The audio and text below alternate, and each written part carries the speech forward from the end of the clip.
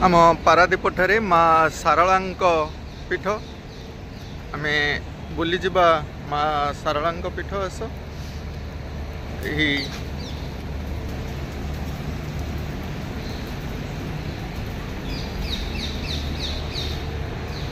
माँ सारला मंदिर प्रवेश पथरे ये शिव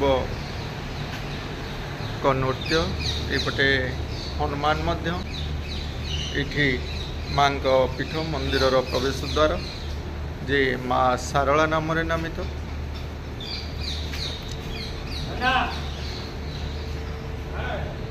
माँ सारला पीठ जहाँ आज ये लोकार्पण होती से होती महापुरुष आम टे जानवा नना सह कथा महापुरुष विषय टे कह आज्ञा सर्वेश्वर दास यहाँ आनुकूल्य मंदिर अनुष्ठित होती लोक मैंने उपकृत होती मंदिर को आसिक कनकपुर माँ सारला झंकड़वासिनी माँ सारला तो आम जगतसिंहपुर जिले में से सारला पीठरे आम मैंने अनेक कथा जानी माँ विषय रे किंतु ए पारादीप माँ सारला पीठ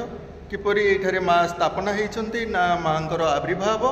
ये विषय रे आम किसी पूजकों सह आलोचना रखा ये पीठटी माँ सारला ये माँ सारला स्थापन होती ना आविर्भाव होती विषय रे किसी कहे माँ ये स्थापित प्लस आविर्भाव केमिति ना झंकड़ तो समस्त जानते सी होती पीठाधीश्वरी झंकड़ सारला परम वैष्णवी पारादीप आमर सर्वेश्वर बाबा जहाँ को माँ स्वप्न थे केवल पारादीप बंदर मत स्थापना कर पारादीपर रक्षणाबेक्षण दायित्व मोर परवर्ती मुहूर्त माँ स्वप्न सारा बाबा निजे अंटा भिड़ी माँ को स्थापना करने परवर्ती मुहूर्त बाबा सक्सेस होती जहाँ को आज पारादीपीर बासिंदा उपभोग करुँ माँ को कृपा लाभ कर बाबांकर अलौकिक शक्ति थिला बाबा समुद्र को जीवे बुड़े बाली आणवे बाली आणले हाथ में देखला लड़ ही अच्छा एमती किसी रहस्य बाबा पाखे था जहाँ फल से पारादीप पोर्टर जो बंदर से हो सारी जहाँ को जहाँ कही समस्त देते जहाँ फल बर्तमान आज सारला पीठ पारादीपर रेकर्ड सृष्टि निहाती यह संपूर्ण सत्य जिते पिला माने विपद रे पड़ती बापा माँ मैंने जमी आग को धाई आसती सेमती समस्तंकर माँ होती भगवती जगद्धात्री परम वैष्णवी सीधा माँ सारला देवी जेहेतु 1999 मसीह ओडिशा में गोटे संपूर्ण विपदमय परिस्थिति थिला से समय निश्चिंत माँ मंदिर टू जाइकी वरुण देवता को प्रार्थना करते प्रकृति तांडव को रचि किसी लोक मृत्यु होते बहुत लोग बंची भगवती का आशीर्वाद माँ सारला ये पारादीप ठारे आउ किसी अलौकिक घटना सेमती घटी कि आज्ञा बहुत अलौकिक घटना घटी बहुत भक्त मानकर मनस्कामना पूर्ण होती भी निज अनुभवी मो कथा मु कहूँ इठी जी आसिकी थे हाथ मागी केवे से काली खाली हाथ में फेरनी इटे मुझे जहाँ मागी भगवती हाल पूर्ण कर माँ को कौन सिंह बाहिनी बोली कह हाँ सिंह बाहिनी सारला तो सिंह बाहिनी सारला अच्छा सिंह बाहिनी सारला माँ सिंह बाहिनी बोली माँ को कहीं कह जाए परं ब्रह्म स्वरूपिणी झंकड़े निवास सिंह परिस्थित बात अष्टभुजा वेश मालचंडिका धृत माल सारला जय जय देवी भजे आज्ञा बहुत बहुत धन्यवाद तथापि सिंह बाहिनी आम किछिटा आलोचना रखा सिंह उपरे माँ विराजमान करते बाहन बोली आम किसी कही था कि ना जमती गणेश आमर मूषक बाहन उपर रही था सब देवता मानकर गोटे बाहन अच्छी जमी भगवान नारायण हूँ गरुड़ भगवान सदाशिवंकर होउचंदी नंदी किछि ठाकुराणी माँ दुर्गांकर होउचंदी बाघ ସେମିତି ଶାରଳାଙ୍କର ବାହନ ହେଉଛନ୍ତି ସିଂହ। ସିଂହ ଉପରେ ବସି ସେ ଭ୍ରମଣ କରନ୍ତି। ସବୁ ଦେବାଦେବୀଙ୍କର ଅଲଗା ଅଲଗା ବାହନ ଅଛି, ଯେମିତି ଆମର ଗଣେଶଙ୍କର ମୂଷିକ ବାହନ, କାର୍ତ୍ତିକଙ୍କର ମୟୂର ବାହନ, ସେମିତି ଝଙ୍କଡ଼ବାସିନୀ ଶାରଳା ସିଂହଙ୍କ ବାହନରେ ସେ ଟୋଟାଲ ବିଶ୍ୱକୁ ପରିଭ୍ରମଣ କରନ୍ତି। ସର୍ବପ୍ରଥମେ ବଳି ପ୍ରଥା ମଧ୍ୟ ଥିଲା, ଏଠି କ'ଣ ସେ ପ୍ରକାର ପ୍ରଥା ଥିଲା ଆଗରୁ? ଝଙ୍କଡ଼ ହେଉଛନ୍ତି ପରମ ବୈଷ୍ଣବ, ଏଠି ବଳି ପ୍ରଥା ନାହିଁ। ନାଇଁ, ପ୍ରାରମ୍ଭରେ ବଳି ପ୍ରଥା ଆମ ଝଙ୍କଡ଼ରେ ମଧ୍ୟ ଥିଲା, ତାପରେ ବିରୋଧ କରାହେଇକି ବନ୍ଦ କରାହେଇଛି। ଶାସ୍ତ୍ରରେ ବଳିର କେବେ କେଉଁଠି ଲେଖା ହେଇନି। ଲୋକାଚାର ମତରେ ଆମର ବଳି ଦିଆଯାଏ, ତେଣୁକରି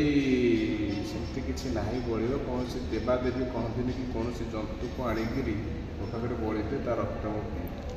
ଏ କେବଳ ଚଣ୍ଡୀମାନଙ୍କ ପାଇଁ ହେଇଥିଲା। ଯେତେବେଳେ ଭଗବତୀ କାଳୀ ଶୁମ୍ଭ ନିଶୁମ୍ଭକୁ ବଧ କରିବା ପାଇଁ ଇଏ କରିଥିଲେ, ସେତେବେଳେ ଏଇ ପ୍ରଥା ସବୁ ଥିଲା। ସେମିତି କିଛି ନାହିଁ। ଆଜ୍ଞା, ହଉ ନନା, ବହୁତ ବହୁତ ଧନ୍ୟବାଦ। ମା ଶାରଳାଙ୍କ ମନ୍ଦିର, ଏଇ ମା ଶାରଳାଙ୍କ ମନ୍ଦିର ପାର୍ଶ୍ୱ ମନ୍ଦିର ଭାବରେ ଆମେ ଦେଖିଲେ ପାରେଶ୍ୱରଙ୍କ ମନ୍ଦିର। ଆମେ ଜାଣିଛେ ପାରେଶ୍ୱର କହିଲେ ଆମ ପାରାଦୀପ ଗଡ଼ଠାରେ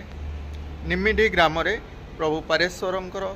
ଆବିର୍ଭାବ ଠାକୁର ବୋଲି ଆମେ ରଖିଥାଉ। କିନ୍ତୁ ସେଇ ପାରେଶ୍ୱରଙ୍କ ନାମ ଅନୁସାରେ ଏଇ ପାରାଦୀପର ନାମକରଣ ହୋଇଥିଲା, ଯାହା ଆମେ ଜାଣି ଆସୁଛୁ।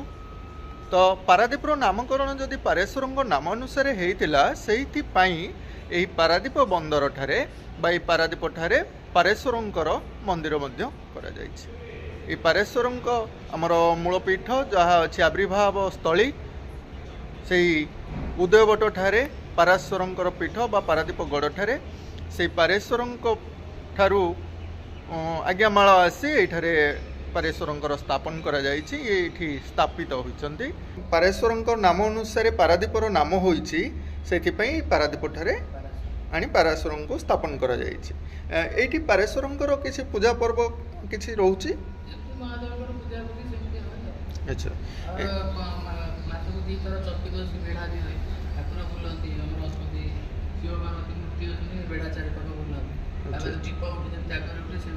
ध्याये नित्य महेशम रजत गिरिमिव चारुचन्द्रावतंस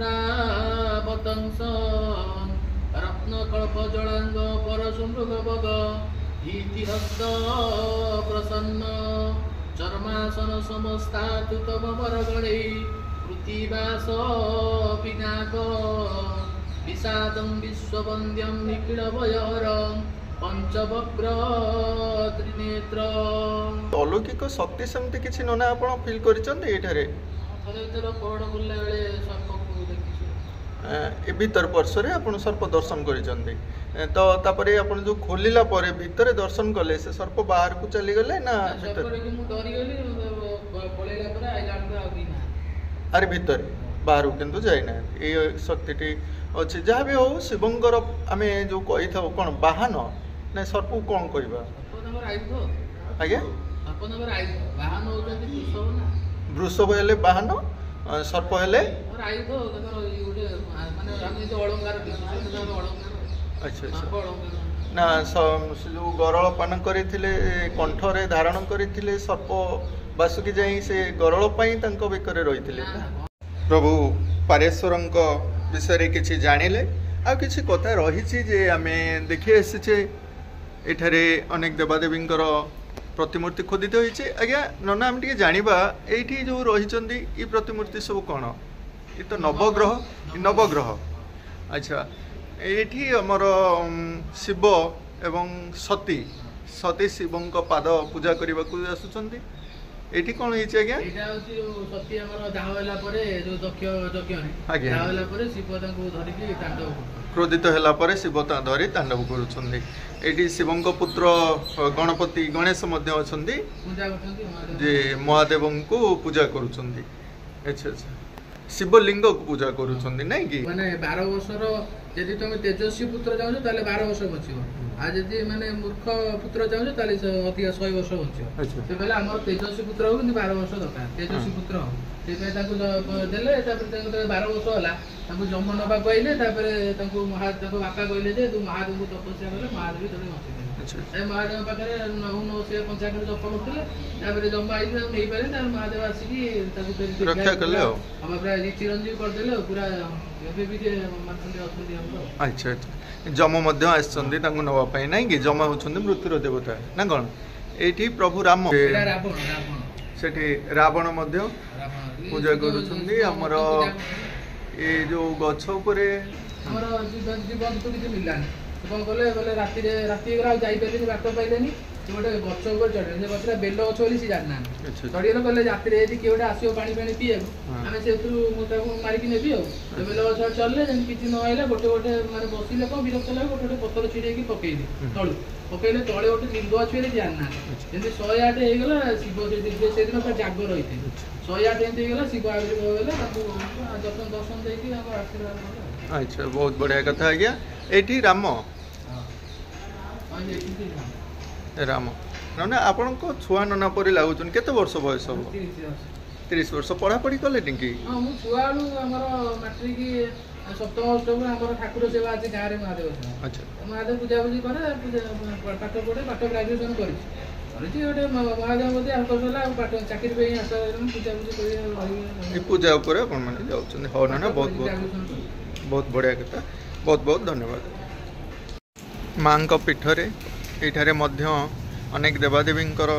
मंदिर अच्छी गोजबायाणी मंदिर एठारे देखा पाइबे आम जाचे माँ गोजबायाणी माँ किछि वर्ष हम माँ आसी से मूल पीठ होउची बाघड़िया बोली आम जाचे से बाघड़ियार माँ गोजबायाणी तांकर एठारे पारादीप ठारे आम माँ सारला पीठरे माँ गोजबायाणी स्थापन करा जायछि धवलेश्वर नाम रे प्रभु पूजा पाउछन्ति एई गोटे स्थान रे नवग्रह केतु राहु शनि शुक्र गुरु बुध मंगल चंद्र रवि